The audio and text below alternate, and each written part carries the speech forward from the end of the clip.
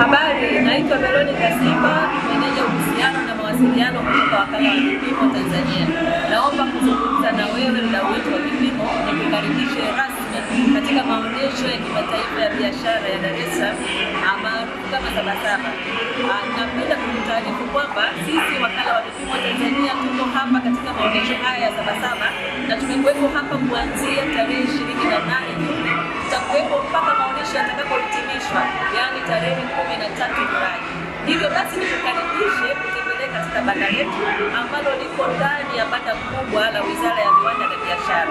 Utakapofika katika banda letu la Wakala wa Vipimo, utapata kujua kuhusu namna tunavyo hakiki vipimo mbalimbali katika sekta na nyanja mbalimbali, ikiwemo mira za maji, mita za umeme, ambapo hili linagusa maisha yako Tanzania ya kila siku na wiki wetu tunagusa maisha yetu ya kila siku.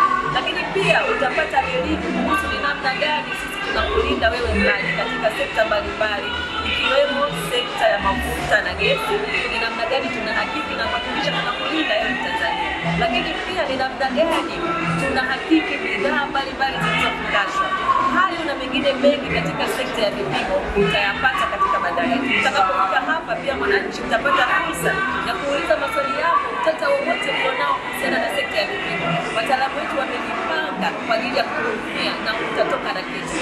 Karibishe sana, karibu sana. Sisi Wakala wa Vipimo tunasema tumia vipimo sahihi kwa usahihi. Karibu Sabasaba.